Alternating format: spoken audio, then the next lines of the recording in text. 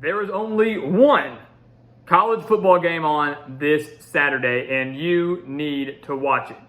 It is one of the best rivalries in all of college football. The tradition, the pageantry, the intensity that will be on display this Saturday is truly unmatched anywhere else. And of course, we are talking about America's game. It is Army-Navy in Philadelphia, one of the best games and sights in all of college football. I'm pumped for it. You need to be pumped for it, guys. This is going to be a fun one. Sure, Navy's 4-7. Sure, Army's 5-6. Neither of them are going bowling, and technically, when it comes to the grand scheme of things, it doesn't mean anything. But there's a lot on the line this Saturday. This is the Super Bowl for both the midshipmen and the Black Knights. The pride that both of these programs are fighting for on Saturday is truly unmatched by any other program in the country. And we're here to honor this game, to talk about this game, and share our official prediction for who will win America's game. So guys, welcome back to the Gridiron Expert. We're so thrilled to be breaking down the battle between Navy and Army on Saturday afternoon. As always, please continue to like, comment, subscribe, share our videos, and of course, check out everything down in the description below, including our expert picks over on the website, thegridironexpert.com. Again, we have a special package for you guys where for $29.99, you can see every single college football bowl game spread pick and every NFL playoff spread pick over on our website. The link for that is down in the description below. Do not miss out on that special offer, guys. One-time holiday special offer. Go take advantage of it. Join our team today and make some money this holiday season. So let's take a look at Navy and Army, guys. The midshipmen lead the overall series 62-53-7. So 7 ties, but the Navy leads 62-53. The midshipmen had won 14 straight games over Army, but Army won 4 of 6. They've won 4 of the last 6. It was Navy, though, that pulled off the massive upset last year, taking down the Black Knights 17-13. Pretty shocking win, considering how decent Army was and how bad of a year Navy was having. But again, anything can happen in rivalry week, and anything can happen in the Army-Navy game. Take a look at the offenses, guys. We know what to expect from both Army and Navy. These are two teams that run the triple option. They don't really pass. They just run. So you can expect a relatively low-scoring game on Saturday. When you take a look at Navy, this is a team that's averaging 22.4 points per game and averaging about 240 rushing yards per game. Pretty solid mark, but not typically what Navy's used to. They're typically closer to the 300-yard mark. 240 is low by their standards. You look at the players that are helping contribute to this. They have their fullback, Doba Fafana, who leads the team with 749 yards and 6 rushing touchdowns on the year. Wide receiver Marquell Haywood has 451 rushing yards, and quarterback Ty Lavatai has 309 rushing yards and 5 touchdowns. So this is a team that, again, spreads it out. It's not just one player that does all the rushing. They have a lot of players. Their fullback, their quarterback, their wide receivers. They all contribute in the ground game. The problem for Navy, guys, is they're 4-7. They have 4 one-possession losses. 4 one-possession losses. So a 4-7 year easily could have been right now an 8-3 year. Navy could be going bowling. So they are battle-tested. They just haven't been able to finish games. Arguably the highlight of their season was beating UCF the last time they took the field, upsetting the Knights despite not throwing or completing a single pass. They had 248 rushing yards, 0 passing yards, did commit 2 turnovers, but it didn't matter. When you look at Navy a little bit deeper, they've been held to under 200 rushing yards 4 times. They've only eclipsed 300 rushing yards twice this year. Again, by Navy standards, is a bit of a concern. They're going to have to find a way to correct that when they take on the Black Knights on Saturday. Army, meanwhile, has over 300 rushing yards per game. The Black Knights average 304.4 rushing yards per game. That's 65 more on average than Navy.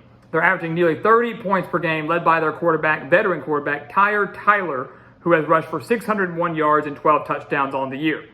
They also have a star running back in Tyson Riley, who's rushed for over 430 yards and 2 touchdowns. And, of course, the big bruising fullback, Jacoby Buchanan, 335 yards, 6 touchdowns on the year. Army also has narrowly lost a handful of games where if they just won 1, they'd be going bowling this year. They have 3 one-possession losses, including a 3-point loss to UTSA, champions of the Conference USA, 6-point loss to Air Force, and a 1-point loss to Troy, who ultimately won the Sun Belt Conference. Army's really best win out of the 5 they have is UConn. Yes, the Huskies are going bowling, but not necessarily something that you want to hang your hat on. When you look at the defenses, guys, it ultimately comes down to the same question every time. Who can stop the run? Who will be able to slow down that triple option, force a key turnover, force a couple key stops? What's going to happen? That's what you have to do defensively. Navy is giving up just 85.6 rushing yards per game. They're giving up over 270 through the air. That's not going to play that big of a role when you take on a team like Army. The thing that impresses me the most from Navy so far has been their pressure, their ability to get in the backfield. Navy has 32 sacks on the year, led by their linebacker, John Marshall, who has 10.5 of those 32 sacks. It's pretty dang impressive. 10.5 sacks for John Marshall. Navy has also forced 18 turnovers, including 10 fumble recoveries. So turnovers are obviously going to be very key in this one. Obviously, stopping the run is very key in this one. But if they can consistently get Army behind the chains, so get a couple tackles for a loss, you're not going to see too many sacks because I don't expect Army or Navy to throw very often. But if you can get a couple big tackles for losses here, force Army into third and long situations, that's how you win the game. That's how both win the games because neither want to be able to throw the ball. 3rd and 9, 3rd 10, 3rd 11, those are passing situations where Navy and Army typically won't succeed very well. Army, defensively, is giving up 172 passing yards per game, so secondary has been pretty solid, but they're giving up 193.5 rushing yards per game. That, to me, is a concerning number, giving up nearly 200 rushing yards per game. They gave up over 263 rushing yards to Coastal Carolina. They gave 153 rushing yards to UTSA, 299 rushing yards to Georgia State, 221 rushing yards to Wake Forest, 226 rushing yards to Air Force. 226 rushing yards to Air Force, 72 to Troy. So they did a pretty good job shutting down Troy, but against Air Force, a team that's the closest thing that Army has seen to Navy, gave up over 200 rushing yards. Army is different than Navy. They only have 17 sacks on the year. Navy has 32, Army only has 17. The Black Knights have forced 15 turnovers, 10 of those being interceptions. Interceptions won't do you that good. The secondary for Army has been pretty dang good, very underrated, but it's unfortunate they're facing a team in Navy that's not going to throw the ball. So the opportunity for interceptions won't be there very often. The opportunity for sacks will not be there very often. The opportunity to shut down a passing game and make Navy one-dimensional really won't be there because Navy and Army are one-dimensional. They really just run the football. That's all they want to do. So ultimately, guys, what's going to happen in this one? What's going to happen in this game? America's game. A game that to me is severely underrated. People will talk about Alabama and Auburn, Michigan and Ohio State, these teams that hate each other.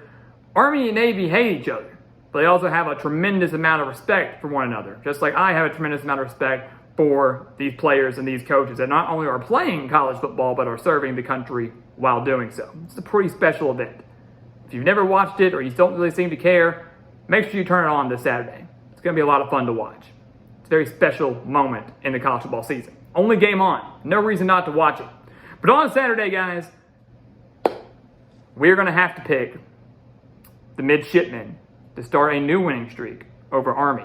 Navy pulled off the upset last year over the Black Knights. I'm going to pick Navy again this year. I believe that Navy is more battle-tested. They have faced tougher opponents with their American schedule than Army has. Again, Army has faced quality teams like Coastal Carolina, Georgia State, Troy, guys like that. But ultimately, the wins they have are not very good. Navy does have a couple quality wins on their schedule. Navy has a couple close losses to better teams than Army, who, again, best win for Army was UConn.